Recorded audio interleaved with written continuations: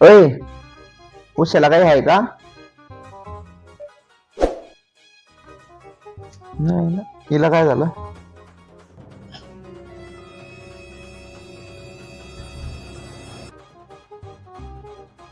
अरे काव,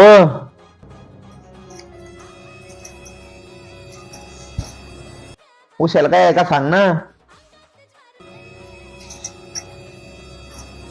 काय लावलंय उशाला? काय आहे का? उशाला काय आहे का?